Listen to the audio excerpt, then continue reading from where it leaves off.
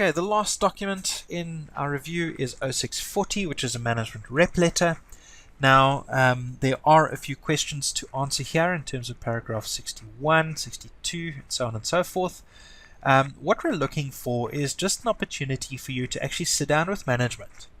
Instead of just issuing a management rep letter, go and sit down with management and say, have you fulfilled your responsibility for the preparation of financial statements? Yes? Or are you not willing as the director to provide a representation? Now, the assumption is always that they're going to give a yes, but we're just wanting to provide the opportunity to go a little wider with the scope of this document. Then, if events and information required to be disclosed, you will see here that management can say, look, we've fully disclosed it, or we can say, look, this is not relevant, or they can just say, look, we're not willing to provide representation once again on these questions.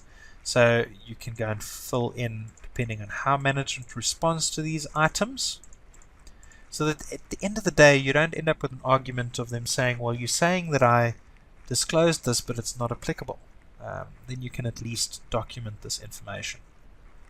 Now, where I say something is not relevant, it's also going to go and say, well, are you satisfied that it's not relevant? So if management says, oh, related parties is not relevant, but you have found lots of related party transactions, you might feel that management is not justified in saying that it's not relevant.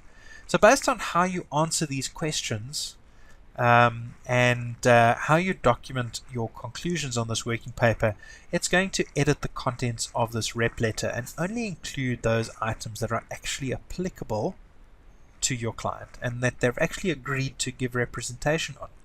Now, if they are refusing to give representation, you've got to go and discuss the matters with management and say, well, that's one of our requirements right at the start. You said you would give representation in our engagement letter, and now you are refusing to give representation.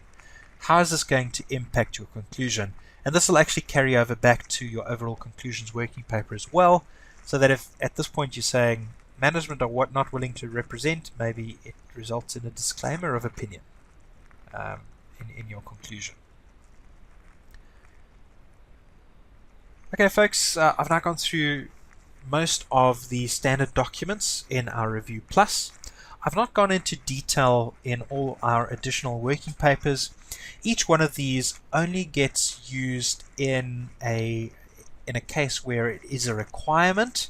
The working papers will guide you towards this, so if you need to use paragraph 26, whatever working paper requires it will indicate, please create a file with paragraphs 26 template and document that information there.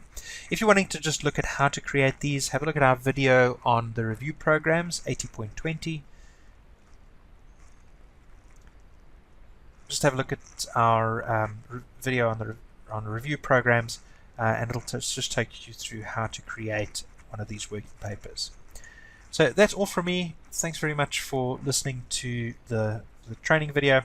Hope that it'll help you in your review engagements going forward.